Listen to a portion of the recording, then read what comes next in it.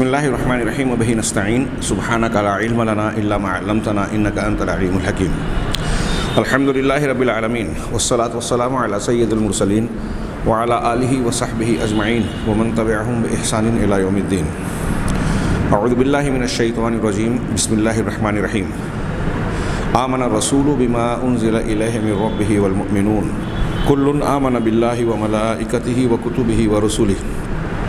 لا نفرق بین احد من رسلہ وقالوا سمعنا واطعنا غفرانک ربنا والیک المصیر۔ سامعین کرام، نبی کریم صلی اللہ علیہ وسلم اور سچے رسولوں پر ایمان لانے کے ضمن میں یہ بیان ہو رہا ہے کہ سچی رسالت کو ماننا اس وقت مکمل ہوگا جب جھوٹی رسالتوں کا انکار ہو، اور ان جھوٹی رسالتوں میں سے ایک قادیان کی جھوٹی نبوت ہے، مرزا غلام احمد قادیانی کی شکل میں۔ پچھلے درس میں اس کی عامت المسلمین اور خاص طور سے علماء اسلام کے حق میں گالیوں اور بدزبانیوں کا تذکرہ جاری تھا۔ اس سلسلے میں جو ایک دو عبارت اخیر میں پیش کی گئی وہاں سے میں شروع کر رہا ہوں۔ شیخ صفی الرحمن صاحب نے اپنی کتاب میں جس کو نقل فرمایا کہ افضل العلماء رئیس المحدثین سید الطائفۃ السلفیہ شیخ الکل فی الکل میاں علامہ سید نذیر حسین محدث دہلوی رحمہ اللہ علیہ کو مرزا صاحب نے ظالم تباہ اور فرعون لکھا ہے، اور ان کی وفات پر ان کی تاریخ وفات ماتا ضال حائمن کے لفظ سے نکالی، یعنی گمراہ شخص سرگرداں رہتے ہوئے مر گیا، یہ معنی ہوگا اس جملے کا۔ یہ جو اس وقت الفاظ کی شکل میں، شعر کی شکل میں یا کسی تعبیر کی شکل میں کسی کی تاریخ وفات بیان کی جاتی تھی، تو مرزا نے شیخ الکل کے بارے میں یہ کہا۔ ان عبارتوں کو پچھلے درس میں پیش کر کے ہر بات کا حوالہ پیچھے پڑھا گیا۔ اسی طرح مولانا محمد حسین بٹالوی اور مولانا احمد اللہ امرتسری اور مولانا ثناء اللہ امرتسری رحمہم اللہ اجمعین کا نام لے کر مرزا صاحب موصوف لکھتے ہیں۔ ان حضرات کا جن کا نام لے کر وہ کہہ رہا ہے، میں نے پچھلے درس کے آخر میں عرض کیا تھا کہ یہ اس بات کی دلیل ہے کہ اس جھوٹے نبی کی نبوت کا پردہ چاک کرنے میں، اس کا رد کرنے میں، اس کو بھگانے میں ان علماء کرام کا کردار بڑا نمایاں تھا، اور مرزا کو اس سے تکلیف اور پریشانی تھی، محسوس ہو رہا تھا کہ انہوں نے نقصان پہنچایا ہے، تبھی نام لے لے کر ان کو گالیاں دی اور ان کے حق میں بدزبانیوں کا مظاہرہ کیا۔ چنانچہ وہ کہتا ہے کہ یہ جھوٹے ہیں، مرزا غلام احمد قادیانی کہتا ہے کہ یہ جھوٹے ہیں اور کتوں کی طرح جھوٹ کا مردار کھا رہے ہیں۔ یہ ضمیمہ انجام آتم صفحہ نمبر 25۔ مولانا ثناء اللہ امرتسری کی بابت ایک جگہ اور لکھتے ہیں مولانا ثناء اللہ کے بارے میں، اس کی عبارت کہ مولوی ثناء اللہ کی عادت ہے کہ ابو جہلی مادے کے جوش سے انکار کے لیے کچے ہیلے پیش کیا کرتے ہیں۔ مولوی ثناء اللہ کی عادت ہے کہ ابو جہلی مادے کے جوش سے انکار کے لیے کچے ہیلے پیش کیا کرتے ہیں۔ تتمۃ حقیقت الوحی صفحہ نمبر 26۔ اب یہ سیاق و سباق سے دیکھا جائے کہ وہ کیا کہنا چاہتے ہیں، مجھے تو عبارت عجیب سی محسوس ہو رہی ہے، لیکن یہ بات واضح ہے کہ مولوی ثناء اللہ امرتسری کو گویا لان تان کر رہا ہے۔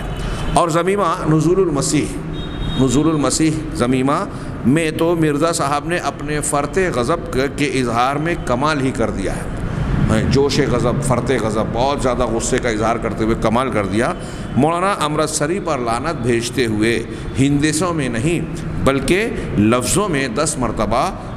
لعنت لعنت لعنت لعنت لعنت 10 مرتبہ لکھا۔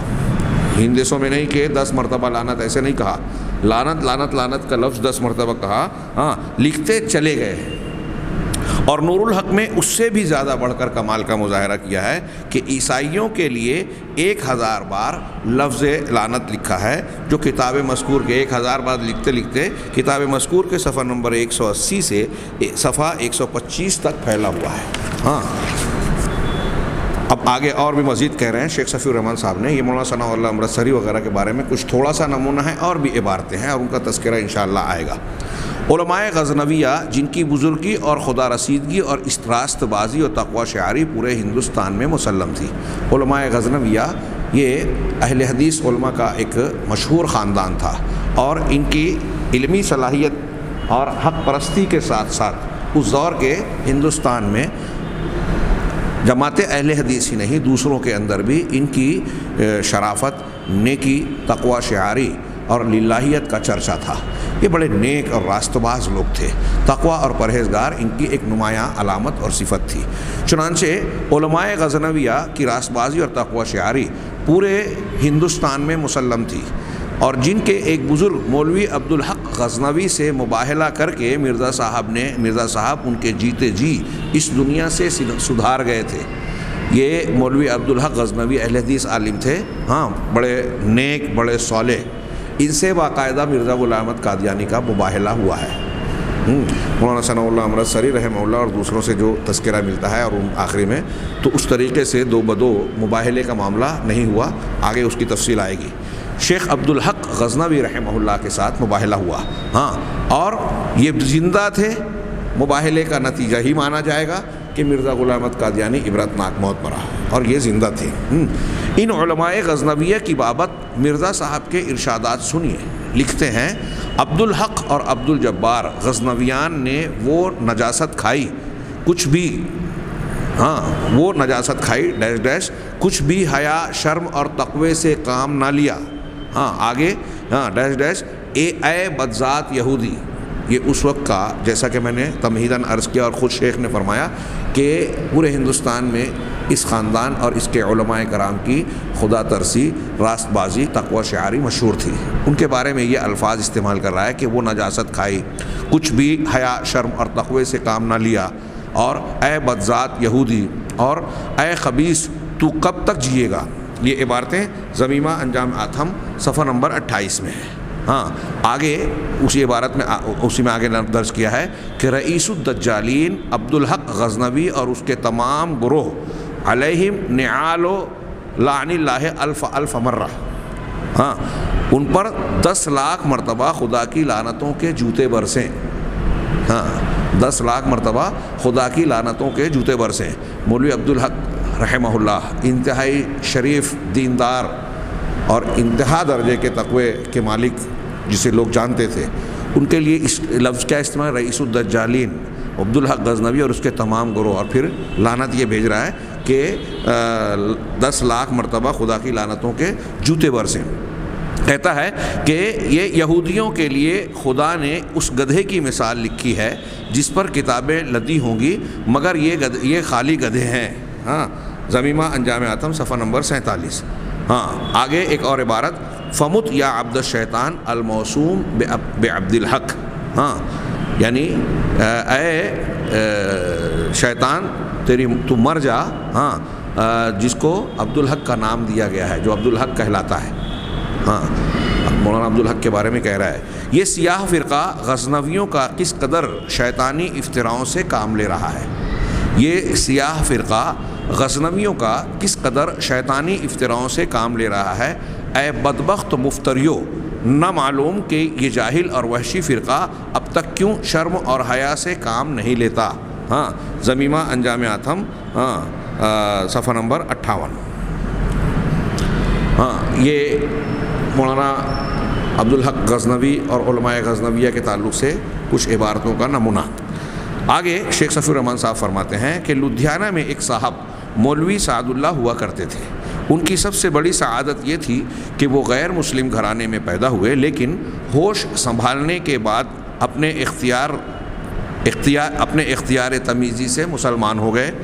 مزید سعادت انہیں یہ نصیب ہوئی کہ انہوں نے کتاب و سنت کی تعلیم حاصل کی اور ایک اچھے خاصے عالم دین ہو گئے۔ مسلکاً اہل حدیث تھے، شعر گوئی کا اچھا ملکہ رکھتے تھے، اور اپنے اشعار کے ذریعے مرزا صاحب کے حقائق سے پردہ چاک کیا کرتے تھے۔ مرزا صاحب ان پر بہت دانت پیستے اور کچکچاتے تھے، گویا ان کے اشعار اس کے جھوٹ، اس کی حقیقت کو بے نقاب کرنے میں بڑے مؤثر رہے ہوں گے، اور یہ چیز مرزا صاحب کو بڑی تکلیف دے رہی تھی۔ چنانچہ انہیں مخاطب کر کے لکھتے ہیں، مولوی سعد اللہ صاحب جو نو مسلم تھے اور عالم ہو گئے، شاعر تھے، اے احمق دل کے اندھے، مرزا غلام احمد قادیانی خطاب کر کے کہہ رہا ہے، اے احمق دل کے اندھے، دجال تو ہی ہے، دجال تو ہی ہے، دجال تو ہی ہے، دجال تیرا ہی نام ثابت ہوا یا کسی اور کا؟ حق سے لڑتا رہے، آخر اے مردار دیکھے گا کہ تیرا کیا انجام ہوگا۔ اے عدو اللہ یا عدو اللہ، ہاں تو مجھ سے نہیں خدا سے لڑتا ہے۔ ہاں گویا مرزا صاحب سعد ان کو کیا شیخ مولوی سعد اللہ کو ڈرا رہے ہیں، گالیاں بھی دے رہے ہیں، حق سے لڑنے والا کہہ رہے ہیں۔ مرزا غلام محمد قادیانی اگر حق مانا جائے تو یہ باطل ہوئے، اور ظاہر سی بات ہے کہ ہم یہ جانتے ہیں، مانتے ہیں، عقیدہ رکھتے ہیں، یقین رکھتے ہیں کہ مرزا غلام محمد قادیانی جھوٹا تھا، ہاں انتہائی کذاب دجال، یہ خود دجال اور کذاب ہے۔ اور اس کا رد کرنے والا جب ایسا دجال شخص کسی کو اپنا مخالف کہہ رہا ہے تو یہ اس کے حق ہونے کی دلیل اور اس کی خدمات کا اعتراف ہے اسلامی اعتبار سے۔ چنانچہ یہ اشتہار انعامی 3000 سے منقول عبارت ہے۔ انہی مولوی سعد اللہ کی بابت مرزا صاحب نے ایک نظم کہی جس کا ہر مصرع مرزا صاحب کی شیریں بیانی اور پاکیزہ گوئی کا آئینہ دار ہے۔ آپ بھی ملاحظہ فرمائیے، لکھتے ہیں یہ نظم بڑی لمبی ہے، 18 اشعار ہے، اگر میں پورا پڑھوں تو کافی وقت بھی ہوگا، اور میں سمجھتا ہوں کہ بہت چند اشعار اگر پڑھ لیے جائیں تو یہ کفایت کر جائے گا۔ آگے اندازہ لگا لیے، حالانکہ اس کے یہ سارے اشعار میں آگے تک کہیں ایسی چیزیں ہیں کہ دل چاہتا ہے کہ پوری پڑھا جائے، خیر دیکھتے ہیں جتنا پڑھ سکیں۔ کہتے ہیں کہ ایک سگے دیوانہ لدھیانہ میں ہے، سگے دیوانہ کتا کہہ رہے ہیں، آج کل وہ خوشتر خانہ میں ہے، بد زباں بدگو وہ بدذات ہے، اس کی نظم و نثر واہیات ہے، آدمیت سے نہیں اس کو مس ہے نجاست خار وہ مثل مگس، سخت بد تہذیب اور منہ زور ہے، منہ پہ آنکھیں ہیں مگر دل کور ہے، حق تعالیٰ کا وہ نافرمان ہے، آدمی کا ہے کوہ شیطان ہے، چیختا ہے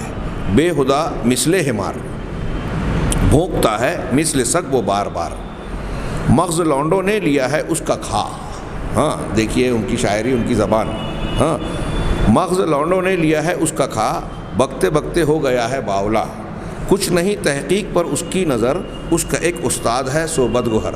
یہ جتنے الفاظ مولوی سعد اللہ کے حق میں برے استعمال کر رہا ہے، اگر غور سے دیکھا جائے تو حقیقت میں سب خود مرزا صاحب کے لیے زیادہ مناسب اور لائق ہے۔ دوغلا استاد اس کا پیر ہے، اس کی صحبت کی یہ سب تاثیر ہے، جہاں میں بو جہل کا سردار ہے،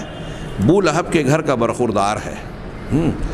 سخت دل نمرود یا شداد ہے، جانور ہے یا کہ آدم زاد ہے وہ نابینا یا خفاش ہے، خفاش چمگادڑ کو بولتے ہیں، ہاں ہے وہ نابینا یا خفاش ہے، مسخرہ ہے منہ پھٹا اوباش ہے۔ پوری ہی پڑھ لیتے ہیں، کافی اشعار ہو گئے۔ وہ مقلد اور مقلد اس کا پیر،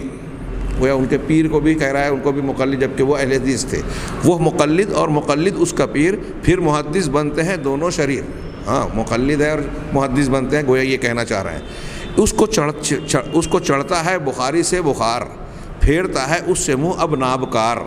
شور شیخی ان کی ہر رگ رگ میں ہے، جس طرح کے زہر مارو سنگ میں ہے، مارو سگ میں ہے، مار سانپ کو کہتے ہیں، سگ کتا، جس طرح کے زہر مارو سگ میں ہے، ہائے صد افسوس اس کے حال پر، لاکھ لعنت اس کے قیل و قال پر، آدمی ہے یا کہ ہے بندر ذلیل، مل گیا کفار سے وہ بے دلیل، وہ یہودی ہے نصارہ کا معین، پادری مردود کا ہے خوشہ چین۔ بتائیے یہ کاویہ جلد دوم صفحہ 436 اور 437 سے یہ 18 اشعار منقول ہیں، اور اس میں جو اشعار جو باتیں کہی ہیں، میں نے جیسا کہ عرض کیا زیادہ مولوی سعد اللہ یا کسی مسلمان کی بجائے مرزا غلام محمد قادیانی پر فٹ آتی ہے، اور آخر میں یہودی اور نصارہ کا مددگار کہہ رہا ہے، جبکہ خود اس نے اعتراف کیا ہے کہ میں نے 50,000 سے زیادہ کتابیں، ہاں انگریزوں کی تائید میں، عیسائیوں کی تائید میں، اور انگریزی سامراج جو ہندوستان میں تھا اس کی تائید میں نے لکھی ہے، اور ان کو جو ہے قابل سماعت مسلمانوں کو یہ بیان کیا کہ ان کی سماعت کرنا واجب اور ضروری ہے، ان سے لڑنا جہاد کرنا یہ جو ہے اسلام کے خلاف ہے وغیرہ وغیرہ۔ تو مددگار کون تھا؟ یہ الزام دے رہے ہیں اپنے مخالفین کو کہ یہ نصارہ کے مددگار ہیں، ہاں، اور پادری کا خوشہ چین ہے، جبکہ یہ خود خوشہ چین تھا۔ اسی طرح شیخ صفی الرحمن صاحب آگے کہتے ہیں کہ اسی طرح مولوی سعد اللہ مرحوم کی بابت مرزا صاحب کی ایک عربی نظم بھی ہے، جس کے 3 اشعار پیش خدمت ہیں۔ ہاں وَمِنَ اللِّعَامِ أَرَى رُجَالًا فَاسِقًا، یہ عربی عبارت پڑھنے کی بجائے میں ترجمہ جو شیخ نے کیا ہے وہ پڑھتا ہوں،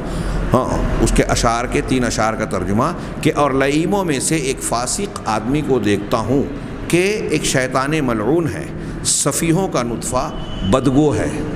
سفیہ بیوقوف،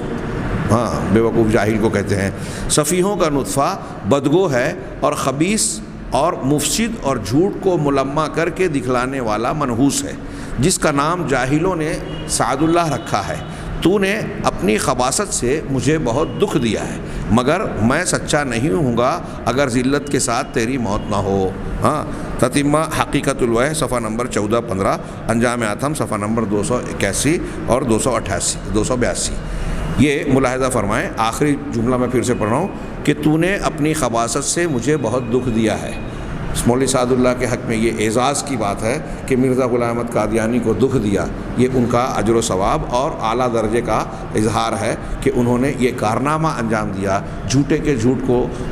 بے نقاب کیا اور جھوٹے کو اس سے تکلیف پہنچی، اور اس تکلیف کے رد عمل میں وہ اس قسم کی گالیوں سے نواز رہا ہے۔ یہ جو مرزا غلام احمد قادیانی باطل پرست و جھوٹے مدعی نبوت کی بد دعا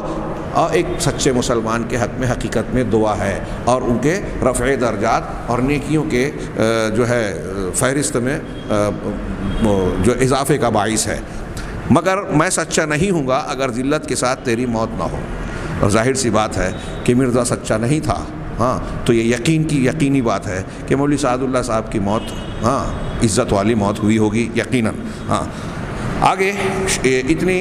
عبارتیں نقل کرنے کے بعد شیخ صفی الرحمن صاحب مبارک پوری رحمہ اللہ فرماتے ہیں کہ یہ مرزا صاحب کی طویل شیریں گفتاری کے محض چند نمونے ہیں، مزید کچھ نمونے بھی کہیں ضمناً اس کتاب میں ملیں گے، لیکن اس طرح کے تمام ارشادات نہ نقل کرنے کی گنجائش ہے اور نہ ضرورت۔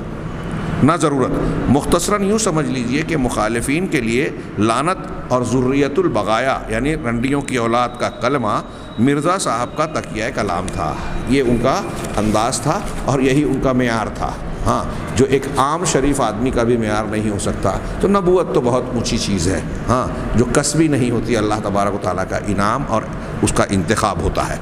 اتنا کہنے کے بعد شیخ صفی الرحمن صاحب نے مرزا صاحب کا اپنا کردار، اگرچہ جو کچھ معروضات ہم نے پیش کی اور ابھی جو اس کے دعوے، اس کی گالیاں انبیاء کرام علیہم الصلوۃ والسلام کے تعلق سے اس کی بدزبانیاں گستاخیاں بیان کی گئی ہیں، اس میں بھی اس کے کردار کی ایک کافی کچھ جھلک نظر آتی ہے، لیکن اس کی روزمرہ کی زندگی، عادات و اطوار کا کچھ پہلو پیش کرنا کئی اعتبار سے اہمیت کا حامل ہے، اس لیے کہ آدمی نبوت کا دعوے دار ہے۔ شیخ نے بھی اس کی اہمیت اور ضرورت کا تذکرہ تمہیدی کلمات میں کیا ہے۔ میں اپنی بات کہے بغیر شیخ صفی الرحمن صاحب کی عبارت پیش کر رہا ہوں۔ مرزا صاحب کی شیریں گفتاری اور پاکیزہ لسانی کے یہ نمونے اس بات کو سمجھنے کے لیے کافی ہیں کہ آپ کی مسیحیت و محدویت اور نبوت و رسالت کس ڈھنگ کی تھی۔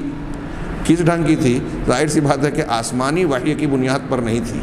ہاں شیطانی وحی کا حصہ تھی، ہاں وہ انگریزی حکومت کی طرف سے مبعوث کردہ کہلا سکتی ہے۔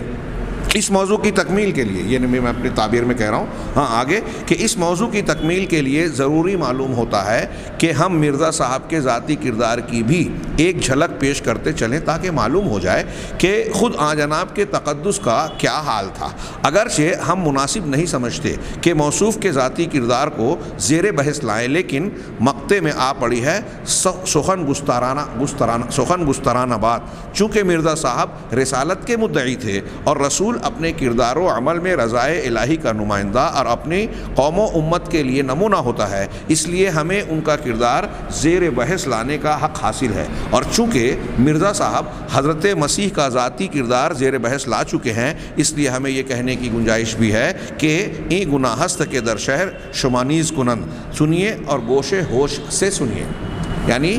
جب وہ نبوت کا دعویٰ کر رہا ہے تو یہ تو ضروری ہے کہ ایسے شخص کے کردار کو جانچا جائے، چھانا پھٹکا جائے۔ جناب محمد رسول اللہ صلی اللہ علیہ وسلم اور کسی بھی نبی کے تعلق سے قرآن کے بیانات بھی دیکھیے، وہ چیلنج کرتا ہے مخالفین کو جو انکار کرتے ہیں کہ اگر تم شک شبہ میں ہو، ان کے تعلق سے کسی احتمال کا شکار ہو تو غور کرو، ان کا کردار دیکھو، ان کی پوری زندگی بچپن سے لے کے جوانی اور تک اس کو چھان پھٹک لو، ہاں آپ کو ان کا کردار کیسا نظر آتا ہے، بے داغ، ہاں اعلیٰ ترین، ہاں اچھے اخلاق اور ایمانداری اور امانت داری کا ایک اعلیٰ ترین نمونہ پیش کرتا ہے سچے نبی کا کردار۔ تو سچے نبی کا کردار، اس کی شخصیت، اس کا اخلاق، اس کے حق ہونے کی دلیلوں کا ایک بہت اہم پہلو ہے۔ اللہ کے نبی جناب محمد رسول اللہ صلی اللہ علیہ وسلم کے بارے میں اللہ نے فرمایا انک لعلی خلق عظیم۔ اللہ تعالیٰ نے آپ کو جو مقام عطا فرمایا اس میں کہ یہ نتیجہ تھا کہ آپ انتہائی عظیم اور اونچے اخلاق پر فائز ہیں۔ ہاں اہل علم نے اس کی تشریح کرتے ہوئے کہا کہ اخلاق کے جس زاویے سے نبی کریم صلی اللہ علیہ وسلم کو دیکھا جائے آپ سب سے اونچے نظر آتے ہیں، اور اخلاقی قدر اگر کوئی ایک ایک پکڑے، جیسے سچائی، امانت داری، ہاں طاقت و قوت آنے کے بعد معاف کر دینا، فیصلہ کرنے میں عدل انصاف سے کام لینا، سخاوت، بہادری، حیا اور شرم، جو ایمانی حیا اور شرم اور جو خوبی ہے، ہاں ایسے جتنے بھی اخلاقی خوبیاں ہیں، کسی بھی خوبی کو آپ دیکھیں، اگر نبی کریم صلی اللہ علیہ وسلم کی حیات طیبہ میں اس کا مطالعہ کریں تو ایسا محسوس ہوتا ہے، یہ اہل علم نے بیان کیا، اہل علم نے، کہ ایسا لگتا ہے کہ آپ اسی اخلاقی خوبی کو اعلیٰ مقام تک پہنچانے اور اس کا اعلیٰ نمونہ پیش کرنے کے لیے دنیا میں آئے تھے۔ مثال کے طور پہ اگر امانت داری لیں تو ایسا لگے گا کہ امانت کو اعلیٰ مقام تک پہنچانے کے لیے آپ نے تعلیمات پیش کی۔ سچائی کا یہی حال، سخاوت، بہادری، حیا، شرم اور جو بھی اچھائیاں ہیں سب میں آپ سب سے اعلیٰ نظر آتے ہیں۔ ایسا نہیں ہے کہ ایک جگہ خوبی ہے تو دوسری جگہ خامی، ایک جگہ اعلیٰ مقام ہے تو دوسری جگہ کچھ کم درجہ۔ یہ خود اللہ کے نبی جناب محمد رسول اللہ صلی اللہ علیہ وسلم کے کردار کو ایسا اللہ نے بے داغ اور اعلیٰ ترین رکھا، آپ نے بھی حفاظت فرمائی، جو پوری دنیا کے لیے دلیل کی حیثیت رکھتا ہے کہ آؤ غور کرو جناب محمد رسول اللہ صلی اللہ علیہ وسلم کی حیات طیبہ کو، چاہے جس پہلو سے چاہو چھانو پھٹکو کھنگالو، تمہیں ہر پہلو گواہی دیتا ہوا نظر آئے گا کہ آپ سچے رسول ہیں۔ جھوٹے نبیوں کو، جو نبوت کے جھوٹے دعوے دار ہیں، جس کا ہم تذکرہ کر رہے ہیں مرزا غلام احمد قادیانی، ان کے بارے میں ہم دعویٰ کر سکتے ہیں کہ انہیں کسی بھی پہلو سے جانچا جائے، پرکھا جائے، یہ جھوٹے ہی نظر آئیں گے۔ ان میں سے آئیے ہم اخلاقیات پر بحث کریں۔ شیخ صفی الرحمن صاحب نے اپنی تمہیدی کلمات کے بعد عنوان قائم کیا، مرزا صاحب کی شراب نوشی۔ مرزا صاحب کی شراب نوشی۔ ایک نبی اور پیغمبر منکرات سے، فواحش سے، کردار کی پستی سے بہت اونچا اور دور ہوتا ہے۔ کسی نبی میں کوئی منکر بات، فحاشی کی بات، اور یہ شراب نوشی، جھوٹ بولنا، بدکاری، نامحرم عورتوں سے تعلقات، ایسا کوئی بھی معاملہ کسی سچے نبی سے دور دور تک آپ کو نظر نہیں آئے گا۔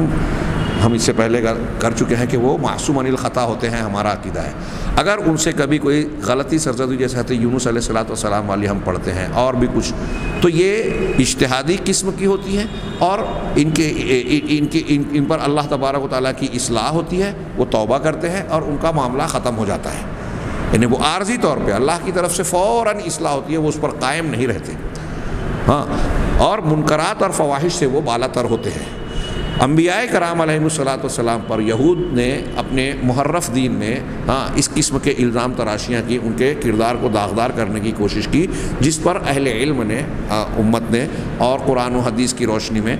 یہودیوں کی اس روش پر سخت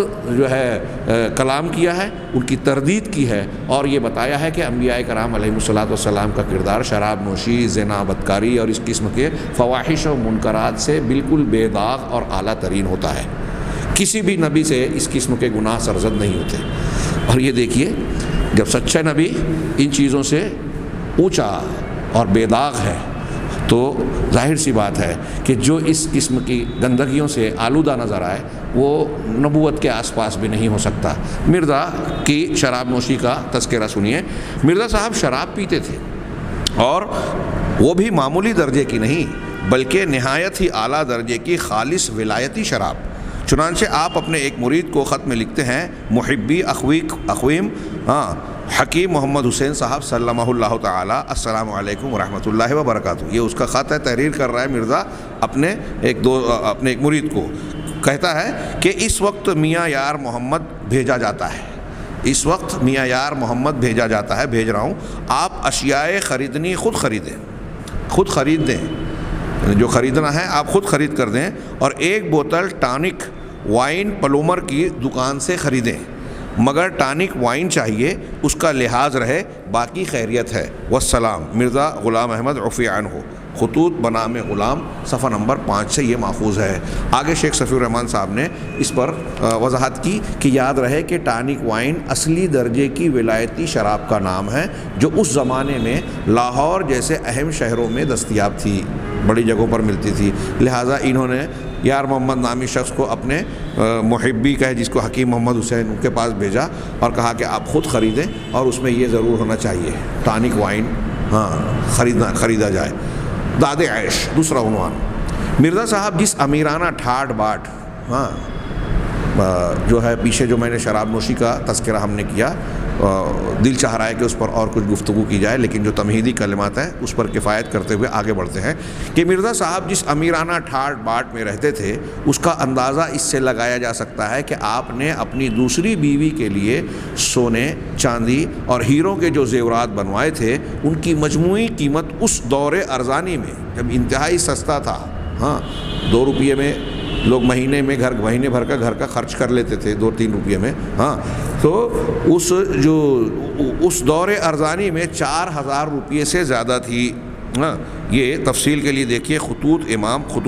امام بنام غلام، صفحہ 2، 3، 5، 6۔ آپ لاہور سے نہایت آگے عبارت ہے کہ آپ لاہور سے نہایت اعلیٰ درجے کی مشک خالص پے در پے منگاتے تھے۔ تفصیل کے لیے دیکھیے، معاف کیجیے گا، یہ جو میں نے ابھی پڑھا تھا خطوط امام بنام غلام، صفحہ 2، 3، 4، یہ اس کا حوالہ ہے اور اس سے پہلے والی عبارت کا ضرورت امام صفحہ نمبر 46 سے دیا گیا ہے۔ آگے مفرح عنبری کا استعمال برابر رکھتے تھے، یہ اسی کتاب سے خطوط امام بنام غلام سے ماخوذ ہے، صفحہ نمبر 8 سے۔ شاندار خیمے، آگے شیخ صفی الرحمن صاحب فرماتے ہیں کہ شاندار خیمے، عمدہ بستر، عمدہ بیگمی پان آپ کے لوازمات میں سے تھے، اسی کتاب کے صفحہ نمبر 3، 4 اور 6۔ تازہ پکوڑے، پرندوں کا گوشت، مرغ مسلم، بٹیر، مچھلی، کباب مرغ، بھنی ہوئی بوٹیاں، خوب سینکی ہوئی چپاتیاں، پتلا شوربہ جس میں گوشت خوب گداز ہو چکا ہو، شکنجبی، چاول شیریں، میٹھی روٹی، اعلیٰ درجے کی مغزیات، قیمتی میوہ جات وغیرہ آپ کی مرغوب غذائیں تھیں۔ یہ سیرت المہدی کاویہ جلد دوم، صفحہ نمبر 282 اور 286۔ اظہار بند عموماً ریشمی ہوتا تھا، یہ بھی اسی کتاب کے صفحہ نمبر 28 سے ہے، سیرت المہدی کے۔ اظہار بند عموماً ریشمی ہوتا تھا۔ فینسی پارچہ جات اور نفیس اشیاء خریدنے کے لیے آپ کی اہلیہ محترمہ خود لاہور تشریف لے جایا کرتی تھی۔ فینسی پارچہ جات اور نفیس اشیاء خریدنے کے لیے آپ کی اہلیہ محترمہ خود لاہور تشریف لے جایا کرتی تھیں اور عرصہ دراز تک لاہور میں ہی قیام فرما رہتی تھیں۔ یہ خطوط امام بنام غلام، صفحہ نمبر 4۔ یہاں ان کی داد عیش کا ذکر ختم ہوا۔ یہاں میں صرف اشارہ کروں کہ ایک طرف مرزا کی یہ عیاشیاں اور عیاشی بھری زندگی، پرلذت زندگی، پرتکلف زندگی، داد عیش دینے والی زندگی، اور دوسری طرف جناب محمد رسول اللہ صلی اللہ علیہ وسلم کی زندگی کو دیکھیے کہ صحابہ کرام کہتے ہیں کہ حضرت ابو ہریرہ کہتے ہیں کہ آپ نے کبھی تلی ہوئی روٹی نہیں کھائی۔ حضرت عائشہ کہتے ہیں کہ اللہ کے رسول صلی اللہ علیہ وسلم کے گھر میں کہ مہینہ 2 مہینہ گزر جاتا تھا اور گھر میں سوداوین، کھجور اور پانی کے علاوہ کوئی دوسرا کھانا نہیں ہوتا تھا۔ اس صحیح طور پر یہ بیان بھی ثابت ہے کہ آپ متواتر 2 وقت کھانا نہیں کھاتے تھے۔ اللہ کے نبی صلی اللہ علیہ وسلم